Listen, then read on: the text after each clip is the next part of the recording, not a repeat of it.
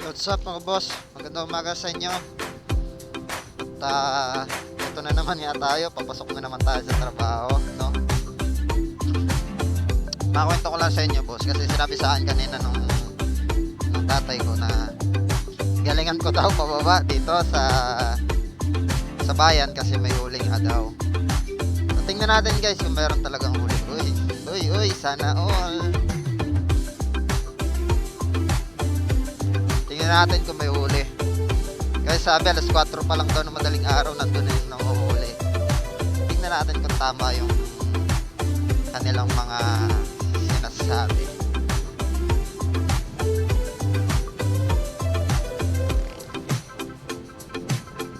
Mother ko kasi nagsabi, sabi galingan mo daw kasi LTO daw yung nandito eh.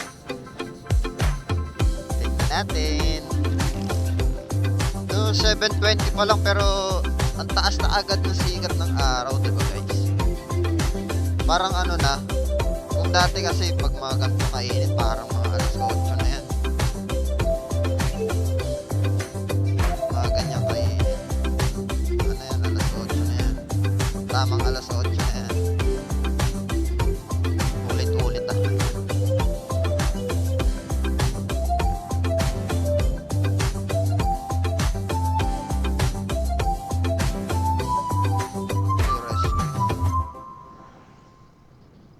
Ganda ng mga sasakay ng rescue, no? Talagang walang pandigmaan.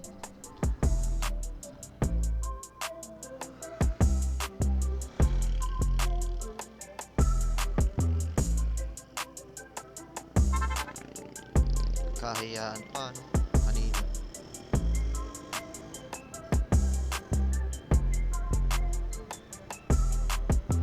Oy! Shoutout sa Bakasyonan Resort. Grabe, daming tao dyan nakaraan.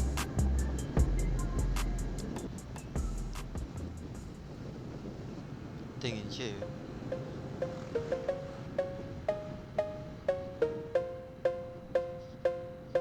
Oh, laking truck. Final destination yan.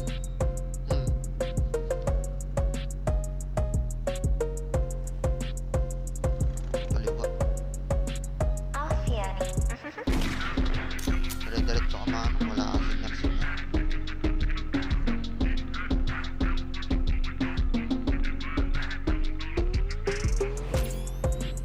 Ang tahimik ng kalsada. Ba't kaya?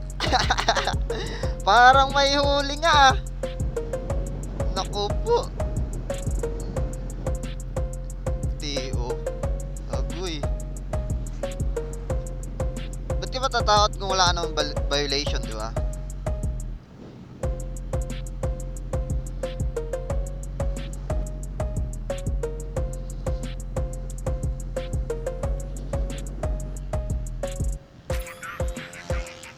Ay, naku, ito na naman yung espaltong hams, oh.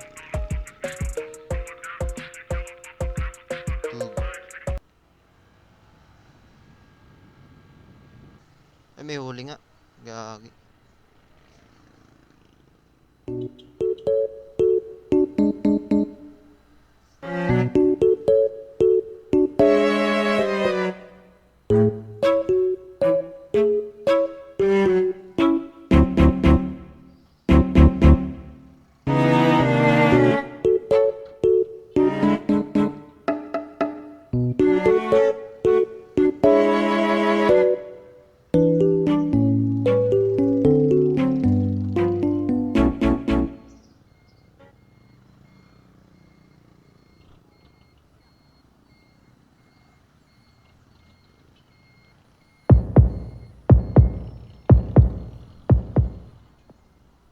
LTO, gangster.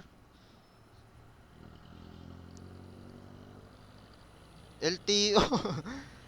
May huli nga, LTO. Yun, guys. Ton, ang dami mga tropa natin.